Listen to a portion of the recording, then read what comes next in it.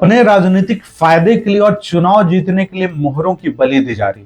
साथियों, मैं बात कर रहा हूं मोकामा विधानसभा क्षेत्र जो आज रण क्षेत्र में बदल चुका है।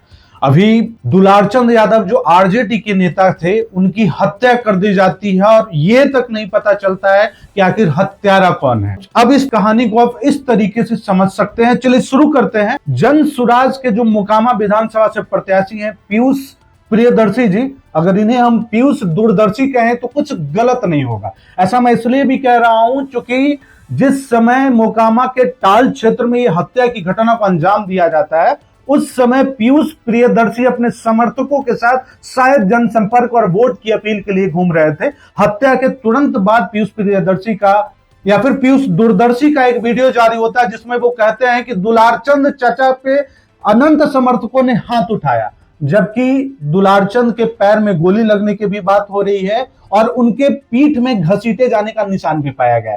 यानी स्थिति कुछ भी स्पष्ट नहीं है। अब आप ये समझ लीजिए कि पीयूष दूरदर्शी को मैं इसलिए भी दूरदर्शी कह रहा हूं क्योंकि शायद इन्हें सब कुछ पता था कि दुलारचंद चचा की हत्या होने वाली है। और अब ये देखिए कि पीयूष दूरदर्शी कम से कम सैकड़ों समर्थकों के साथ तो जरूर निकले होंगे जनसंपर्क के लिए, क्योंकि पीयूष दूरदर्शी ने कहा कि वो टाल का जो क्षेत्र है वो उनका एरिया है, उनका क्षेत्र है। उनके क्षेत्र में अनंत समर्थक घुस करके उनके चचा की हत्या कर देते हैं और पीयूष दूरदर्शी के सैकड़ों समर्थकों में से किसी के पास एक फोन तक नहीं था जो उसका वीडियो बनाया जा सके। साथियों, अगर वीडियो बनता तो आज हत्यारे की शिनाख्त होती और शायद जो हत्यारा होता वो जेल के पीछे होता। मैं ये कह रहा हूं साथियों, मैं किसी की हत्या का समर्थन नहीं करता हूं।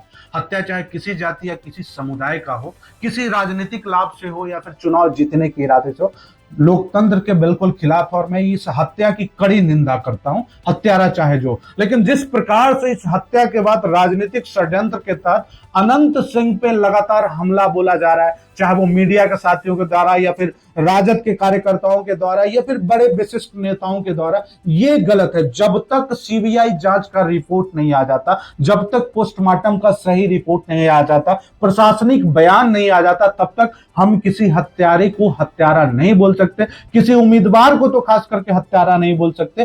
ठीक है, ये अलग बात है कि आनंद सिंह को अब तक लोग बाहुबली मानते आए हैं या उनपे गलत या सही तरीके से हत्याओं का आरोप है, लेकिन एक और हत्या का आरोप सिर्फ इसलिए लगा दिया जाए क्योंकि अनंत सिंह पूरी मजबूती से चुनाव क्षेत्र में उतर चुका। ये तो गलत है, ये राजनीतिक षड्यंत्र है और अनंत सिंह को मोकामा विधानसभा क्षेत्र में हराने की एक साजिश है। अनंत सिंह को पुनः बदनाम करके सलाखों के पीछे भेजने की एक साजिश हो सकती है। अब ऐसे समझिएगा कि या तो जिस समय हत्या होने वाली थी, पीयूष दूरदर्शी ने अपने सारे सैकड़ों समर्थकों के फोन जब्त करवा लिए होंगे ताकि कोई इसका वीडियो नहीं बना पाए, तभी तो हत्या के समय का कोई वीडियो नहीं है, चाहे वो गोली चलने की बात हो या दुलारचंद के ऊपर गाड़ी चढ़ने की बात हो, ऐसा कोई भी वीडियो पाया नहीं गया। हाँ, दुलारचंद दौड़ते हुए ढेला फेंक रहे, पत्थर फेंक रहे अनंत के समर्थकों पे, इसका वीडियो जरूर जारी हुआ है। यानी वो वीडियो कहीं ना कहीं पीयूष प्रियदर्शी के समर्थकों ने बनाया होगा। लेकिन ऐसी कौन सी मजबूरी हो गई कि हत्या के समय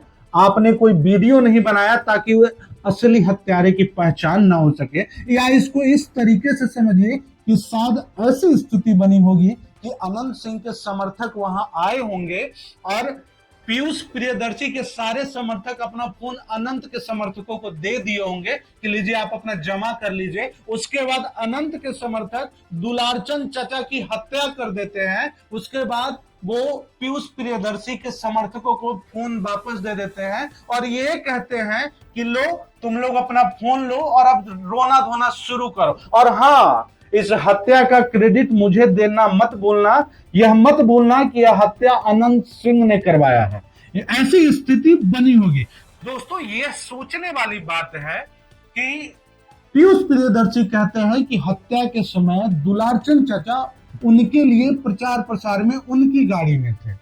अब उनकी गाड़ी पे हमला हुआ या नहीं ये तो अलग बात है, लेकिन दुलारचंद चाचा के ऊपर हमला हुआ, गोली लगी, हाथ चला, पीठ में घसीटे जाने की निशान है, उनके ऊपर गाड़ी तक चढ़ी। लेकिन ये बड़ा इत्तेफाक है कि जन स्वराज के जो पढ़े लिखे उम्मीदवार जिनको प्रशांत किशोर ने नेता बनने के लिए भेजा था, विधायक बनने के लिए भेजा था, उनको एक हरेफ तक नहीं लगा, उनको एक चोट तक नहीं लगा, उनके ऊपर एक हाथ तक नहीं चला, और ना ही उन्होंने अपने वीडियो में बयान ऐसा दिया है कि पीयूष प्रियदर्शी के ऊपर भी कोई आंच आई है, उनका एक तिनका भी नहीं हिला है। ये बड़ा चिंतन का विषय है कि आपकी ही गाड़ी में आपके चचा की हत्या कर दी जाती है और आपके ऊपर एक हाथ तक नहीं उछलता है। ऐसी कौन थी राजनीतिक साजिश थी? और हत्या के तुरंत बाद आप वीडियो जारी करते हैं कि अनंत के समर्थकों ने दुलारचंद चचा पे हाथ उठाया और उनकी हत्या कर दी। भाई साहब, आप तब कहां थे जब उनपे गोली चलाई जा रही थी? आप तब कहां थे जब उनपे गाड़ी चढ़ाई जा रही थी? यानी ये क्लियर जो पटकथा है ना, वो शायद किसी ऑस्कर अवार्ड को जीतने की तैयारी हो रही थी और अनंत सिंह को पूरे तरीके से बदनाम करने की, पूरी बुरे तरीके से घेरने की एक कड़ी और बहुत बड़ी साजिश रची जा रही थी।